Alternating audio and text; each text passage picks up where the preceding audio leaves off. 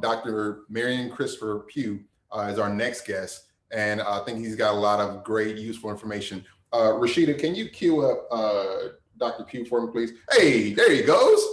What's going on, man? Up, I'm chilling, man. How are y'all? Better now, man. Good. Good to see you. Good to see y'all too, man. Great job today. Thank you. Thank you. You ready to take us to our next topic? Oh, I guess you are ready. Okay. Take it away. Sure. Well, first of all, thank y'all so much for your contribution to everyone's mental health today. I really appreciate the invitation and look forward to working with y'all in the future. Today, just a little bit about myself, ladies and gentlemen. My name is Marion Christopher Pugh. I'm a product of the DeKalb County school system. I went to Georgia Southern University and graduated with all 3 of my degrees from Georgia Southern, and I'm currently teaching in the College of Education right now when I teach diversity, and I also am an educational consultant. So today, I wanted to pretty much give you all a glimpse into what I coined or what I try to reference as mental wealth, all right? And one thing I want everyone to kind of think about is the term or the phrase that you've heard your entire life. If you were like me, I've heard this phrase, health is wealth. I kept hearing it over and over again. And a lot of people who say it kind of implied the meaning, but I wanted to kind of give people a journey into investigating what that meaning is. What is mental health versus mental wealth, all right? First, what we want to do is just to make sure that we kind of understand what mental health is. One thing that I found out about mental health is extremely personal.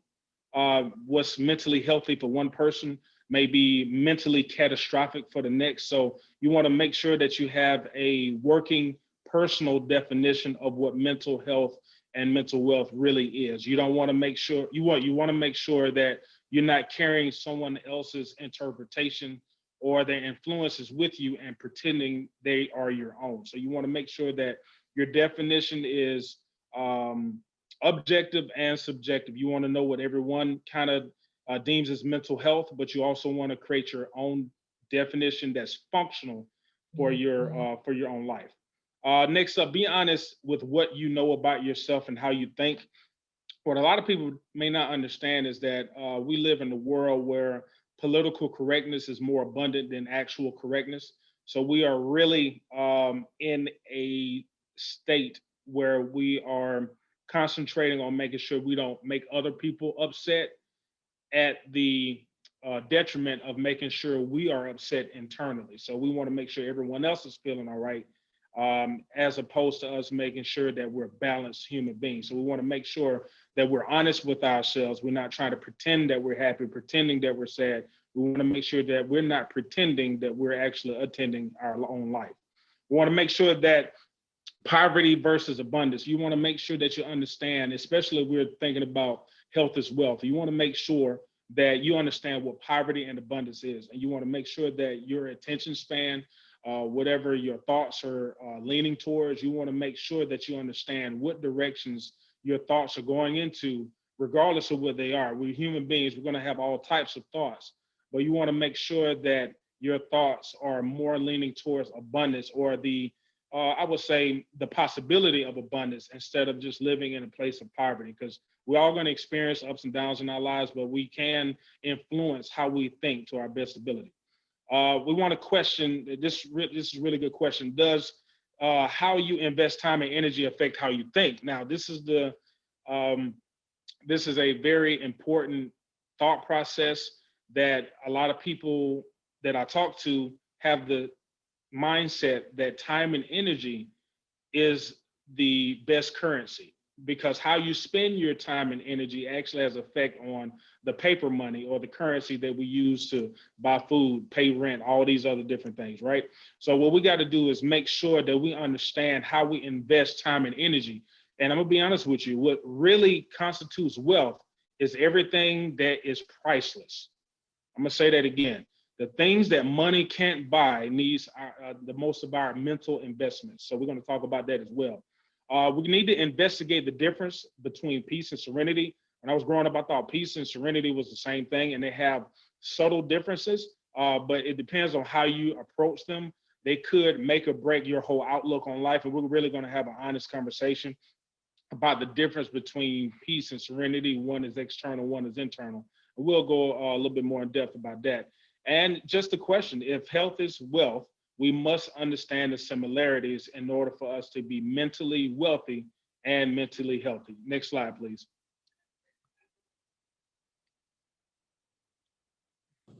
All righty. Like I said before, at the very beginning, I asked everyone to have a personal definition of mental health. And this is just a contribution. It's not a definition that everyone has to abide by.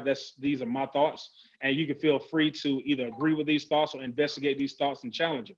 I said mental health includes, it doesn't mandate, but it includes the ability to choose, control, and filter information that influences your thought, speech, and action. What do I mean by that? Some of the information that we're subjected to, we don't have choice over what we're kind of exposed to. However, the way we receive the information, we can influence that. So say, for instance, if we, we have the choice over which books we read. We have the choice over which TV shows we spend our most of our time to. We have the choice over the company that we actually keep, our circles in life, the people we choose to be around. Now, one of the things that we don't have control over are the people that are in our circle or comprise our, I would say, our overall circles, like your family, the people that you're in a classroom with when you're actually in K through 12. You don't choose your classmates. Hell, when you're a child, you don't even choose your school. It's a lot of things that you don't choose. However, the way you respond to the things that you don't choose can affect your mental health. And last but not least, that filter. Some of the things that we are exposed to, they demand a critical thought process. What do I mean by that? You can't help what people tell you, but you can always help what you believe. Now, one thing about mental health is that accountability increases your ability to be balanced and more healthy. Now, one thing that I've noticed in a lot of years that I've just not only, received help myself, but also in helping other people, is that sometimes when you feel like you don't have a choice, you end up not choosing anything. And if you don't choose anything, you could convince yourself that you don't have a choice because you don't even know you can choose in the first place. So that self-accountability is a really, really, I would say, successful way to gain mental freedom and mental health and wealth. All right, thank you. Next slide, please. All righty. How important is accountability? What I want everyone to kind of think about is when I say accountability, I want you to think of your bank account. All right, so when we start thinking about accounting or our bank account, it means that we need to know exactly where our money is going and why is it going there? Is it going to a place that we really need it to go? Is it an investment or is it a liability? Is it an asset or is it something that's going to put me in more debt? And one thing that I found out, the similarity between how we think and how we spend money, is that both of them can be a debt mindset, or you can have something that can be in abundance, something that you can actually grow from, something that you can invest in, something that can actually feed you for generations to come. How important is accountability? It increases the ability to have influence over your destiny and fate, like I said before. One thing that I found out is that being a victim may be a circumstance, but you want to make sure that you never, ever make it an permanent identity. I'm going to kind of repeat that. Being a victim is a circumstance, or if someone is assaulting you, then you can be a victim at that moment. But you want to be very, very careful of identifying until you, and that's the reason why a lot of people have a lot of self-fulfilling prophecies or self-fulfilling, I would say, journeys, because they have taken on the identity of something that was extremely traumatic that lasted for either a day or week or however long it lasted, but they take that moment and turn it into an identity, and then they try to have overall influence over their destiny and fate. We want to make sure that we're very, very clear about that. Let's see here. Lowers the external expectations and increases mental empowerment, which is wealth. What do I mean by that? External expectations guarantee disappointments. That's on a couple of bullet points down. Now, what do I mean by that? Anytime when we allow other people to have full autonomy about how we live, how we think of ourselves, we guarantee disappointments because we don't have a lot of influence over what other people do and how other people feel about us specifically. So we want to be very, very, very, very careful about that by having external expectations. And when it comes down to external expectations, we want to try to flip those into internal expectations. That means you're going to increase your accountability, your mental wealth, your mental prowess, your mental abilities, meaning that you're going to hold yourself to a higher standard instead of holding strangers to a higher standard that may or may not be interested in holding those standards in the first place. It's almost like people are easier to fail tests when they don't even know they're taking the test in the first place. And when you have a lot of people going out and testing people to see if they care about them, when in actuality, it's going to benefit you more to learn how to take care of yourself and show other people how you treat yourself than expecting them to know how to treat you when you don't know how to treat yourself. So you have to show the world how to treat you by investing in yourself mentally, spiritually, financially, all of the above. Next bullet, increases mental investments you can connect with instead of control. So this is one of the things that that has helped me personally and helped a lot of my clients. A lot of my clients find it beneficial to connect with entities in their life, family situations, different scenarios instead of being in control. And that's going to be the difference between peace and serenity. We're going to visit a little bit later. Now, when it comes down to mental investments, you want to have a connection with things. And I want to give y'all a quote that I got from Big Rube. He's a part of the Dungeon family. And he said this quote that I'll never forget. He said, your relationships with other people will always test your belief in yourself. I'm gonna repeat that. Your relationships with other people will always test your belief in yourself. Now, what does that mean? That means the people that you have in your circle and even your enemies, everybody is going to test your belief in yourself. Some people are going to be malicious, and some of them are going to have a really good heart when they actually do it. So you have to be very careful about how you receive the tests that people give you. Some of the tests that some of your loved ones are going to give you, yeah, they may hurt, but you want to make sure that you understand the intent behind every test that all of your relationships give. Some of the people in your family, yes, they may have hurt you, but what was their intent? Some of the people outside of your family, they may seem real friendly until you find out their intent, and you want to be very, very careful about that. External expectations are connected to disappointments. And I'm gonna be honest with you. How many of us are close with people or very, or even ourselves have taken on this, I don't need anyone attitude. The world is against me. Everybody's bad people because of some of the disappointments that people have given you based off the expectations that you didn't even tell them about. And I'm gonna give you something to think about. Anytime when you give expectations without letting the person know, you're setting them up for failure. I'm gonna say that again. Anytime when you're putting expectations on someone without letting them know, you're setting them up to fail. And so that's how that self-fulfilling prophecy, that influence over your destiny and fate, that's how it can come, it can really turn into a really huge whirlwind if you're not careful. So now what really needs to be questioned, not only their intent, but what is your intent when you question and test people without them knowing.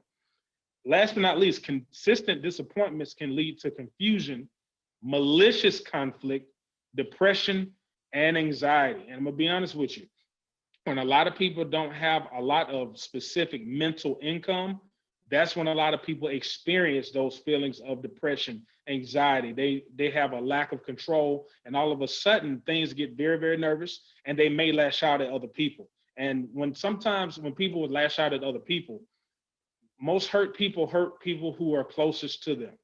And that's anytime that you want to increase your mental health and your mental wealth, you have to be cognizant of how you relate to people when you're actually in pain. All right. How does accountability relate to mental wealth? I want everyone to think about their mental health like a bank account. Now, attention is currency. Now, what do I mean? Most of us, when we were growing up in school or just in your family, people always told you to pay attention.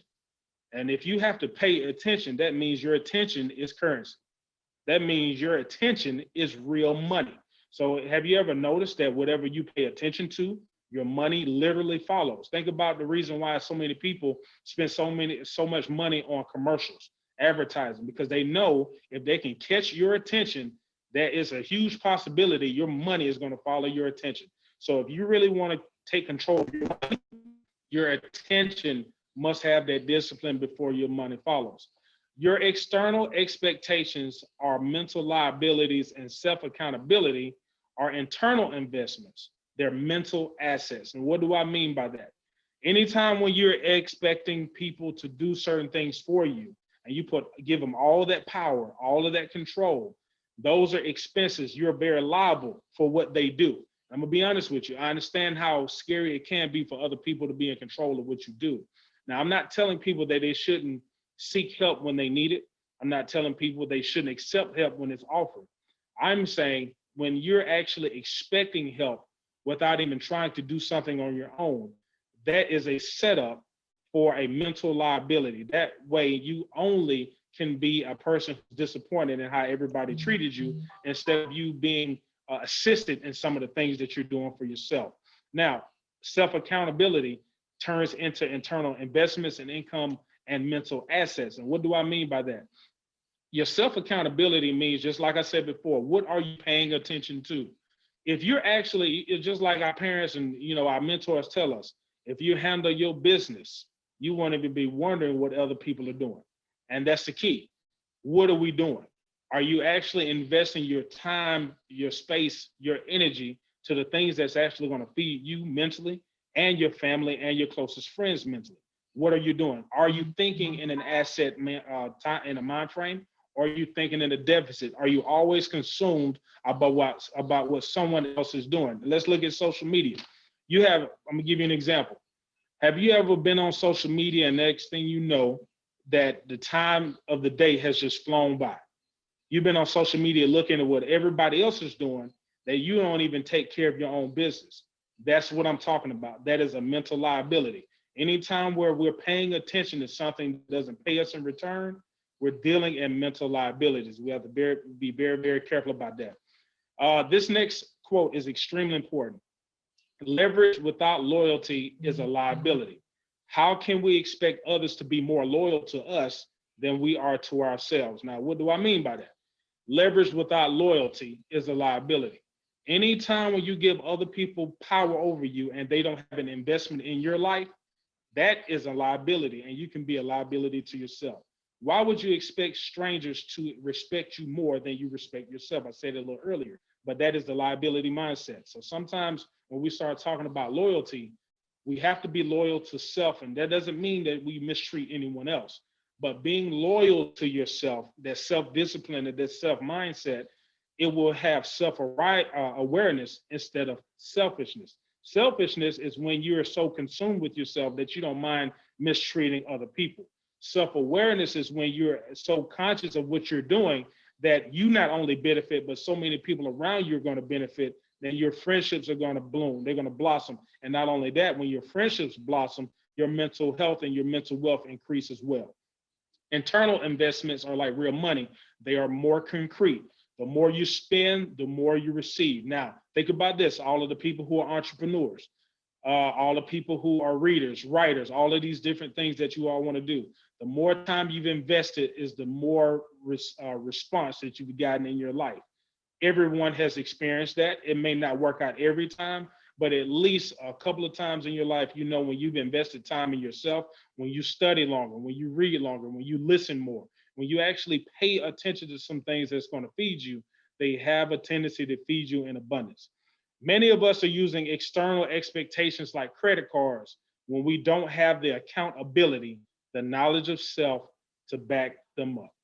All right, next slide, please. All right, Serenity and Peace. And I'm gonna be honest with you, I went to my counselor this week and I just added this a couple of days ago and it blew my mind because I was one of those people that use Serenity and Peace interchangeably. I used to swap them out and think they were the exact same thing. But when I found out that there's a major difference, and it's not a negative difference, but it is a difference. And anytime when you assume anything you're playing with fire. So I want to make sure that we understand exactly what the difference, or the difference how it was explained to me. Now, you may have a whole different approach to this, and feel free to have your own approach. I suggest you have your own approach, but I'm going to share with you what was exposed to me this week. How is serenity and peace different? The next point. Peace is something that you can control and maintain, like being a keeper of the peace. And the funny thing is, peace is something that has to be maintained and kept. That means you're still expending energy in order to maintain that peace. I'm gonna give you an example. You ever had a time where you can actually be at peace? Things can be peaceful. It can be very, very quiet, but internally you're still in turmoil. Your mind is racing. Your energy is low, but around you it looks peaceful because peace is external. It's what everybody else can see. You look so peaceful. You look so happy. A lot of people put on a facade and put on this peaceful, I would say this external peace looking, facade is a really bad word, but external example, I would say, for lack of a better word, that it helps people put on this perception of that person, and it helps them leave them alone. So it works for them, but that doesn't mean they have serenity. Now, what is serenity? Serenity is experienced when energy is conserved by letting go the need for control. I'm gonna say that again. Serenity is experienced when energy is conserved by letting go the need for control. Now, what does that mean? Now, just like I said, peace, I'm gonna be honest with you. It's amazing. You ever notice how people have a gun on their hip and say, I got my peace on me? Now, I'm gonna be honest with you. Yeah, you may have a gun on your hip and a lot of people may not mess with you, but you still have a need to put that gun on you. You still have a need to be in control of something. You still have that need to enforce something. And peace, just like war, is on the other side of the same coin. Peace has something to do with war, because without one, the other one is present. All right. Now, serenity, like I said before, when my counselor told me this week that you had a lot of peace, you know how to express peace and maintain peace and create peace for others. But what type of serenity are you experiencing? And I couldn't even answer the question. And he looked at me directly and said, I don't think you've ever experienced serenity, Chris. And it kind of blew my mind, because I'm a peaceful person, but I've never been serene. So what does that mean? Some of the things that I control them very, very well. I know how to interact with people. I know how to make sure I don't take things out on people. But the mindset and some of the thoughts that I have internally when nobody else can have access to, they're extremely, I would say, dangerous from time to time. And I'm not saying to the point where they're so detrimental like life or death. I'm saying, like, I'm going to give you an example. The narrative that men, especially men of our culture, this narrative of men are lazy, men are violent, men are this, men are that. And I grew up with those different narratives. So what happens, I internalize the narratives without questioning them as a young person. And what I try to make sure I do is not be a statistic by supporting the narrative. The danger in that, well, I'll put it like this, the benefit of doing that is to make sure that everyone around you is peaceful. They're proud of you. They're giving you high fives. They're congratulating you. The flip side to that is every time I'm just resting, I'm fighting with the idea that I'm being lazy, when in actuality, I'm a human being that needs rest. I had no serenity, but I had all the peace in the world. We need to have a balance between acceptance and courage. And I see someone in the chat that said, the serenity prayer, and you don't have to be religious to understand what's going on in certain religious texts, but I'm gonna be honest with you. It says that, grant me the serenity to change, and that right there is something that a lot of people don't understand. Courage to change the things that I can, and then wisdom to know the difference. That wisdom part at the very end is to understand that balance. I believe when you're experiencing wisdom and you possess wisdom, that's when you have a peaceful mental balance. All right. Peace is more physical and serenity is more mental. All right. So that's just pretty much what mental wealth is. You have to understand that balance. And just like serenity and peace, when you have a balance between that, you will balance your mental bank account at that time. So I'm open for questions. Awesome, man. That was such a great presentation so far, man. Really appreciate it. I have a question for you, if you don't mind answering mine. Yep. Okay. Yep. You had mentioned earlier in your presentation about sometimes giving others complete autonomous kind of not control, but just like autonomy, complete autonomy when it comes to my own self-worth or value. Do you have thoughts on how to I guess combat that when it's not healthy? Right. So narrative and authority is something totally that has to be discussed on a mature level and an intense level. So when I say authority, you have to question who's the author of that narrative that you're trying to live out. You know what I mean? And so now, put like this, you have a lot of people who are outside of you who will always put their expectations on you. If you don't understand where those expectations come from, half the time they don't even understand where those expectations come from. And they just know how to pass them along, because sometimes when you don't know how to meet expectations, you pass them along to somebody you think can. Wow. And so if you don't even understand where that stuff is coming from, because I'm gonna be honest with you, a lot of people are passing along expectations maliciously. They're passing them down maliciously. If they didn't think they could do something, they will make you have to do it. I'm gonna give you an example. I've met a lot of parents who didn't do well in school, and they go overboard in their children and burning them out. And they're saying detrimental things to their children. And then they'll say, well, it worked for me. And I'm like, ma'am, sir, it didn't. Because if it worked for you, you wouldn't have a need to, I said, you wouldn't have a need to really abuse your child. And that's what a lot of people may not understand. The things that, I would put it like this, just because you survived the tragedy doesn't mean the tragedy worked. That means you survived the tragedy. And that's what a lot of people don't understand. We're passing down traumatic events thinking that we're doing someone a favor because it happened to me. No, it happened to you because it was wrong and it shouldn't happen to you. Now you passing down certain things and expecting your child to have the same result. Newsflash, your child has more distractions than you did. That's real. They have more temptations than you did. So when you got a lot of people who having these 70s, 80s, and 90s expectations in 2020, it's literally a mental disservice to the child that has to deal with all of it. Just No, being honest with you. You're right. We have another question from one of the attendees. Are there daily practices or habits you can give to help redirect your mental wellness when you are, to use an analogy, make a lot of withdrawals, paying attention to others, so that you are, instead of making deposits, paying attention to yourself? Okay. Got you. Now, I'm going to go back to that quote that I got from Big Rube. Your relationships with other people will test your belief in yourself. Every relationship is a test, regardless if it's full of love or full of malice. They are both testing you. Some people are trying to keep friends that really aren't their friends. They're just enemies with the friend title. And that's really going backwards on your mental wealth and your mental health. Because guess what happens? Most of us are investing time and energy into things that have never fed us in the first place, mentally and physically. Think about how much trash we eat, how much trash we consume that really don't feed us. That's the reason why we still have a need to consume most of it, because we're still not being fed. So the things that we're saying in our minds, and back to that, the actual statement, what can you do? I would say as soon as one thing that has helped me out, every day you get up in the morning, you say I, and then fill in your entire name and say, love you. I love you, and then, say I love you, and then say your entire name. Keep saying that until you have a genuine smile that comes onto your face.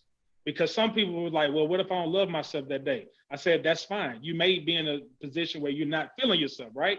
But I'm just asking you, you're talking about an exercise. Sometimes you don't feel like exercising, but guess what you got to do to stay in shape? You still got to take you still got to take yourself to that place to get, you already know how this is. All right, you still got to go to that place and you still got to go and do that work regardless of how you feel. And I'm gonna tell you this, mental health is not based off your emotions. Mental health is not based off how you feel like doing. You may not feel like loving yourself, but you have to do it to stay alive. Yeah. Just like your physical health. So if you don't feel like doing it, still get up in the morning, put on a headband and some cleats. I don't care. I love you. And feeling your whole name. Keep saying it until it becomes genuine. And then stop lying to yourself and other people. I'm going to be honest with you. Lying is a hell of a drug. Lying is a hell of a drug because a lot of us, we have invested in political correctness that we haven't even been living in or experienced correctness in our entire life.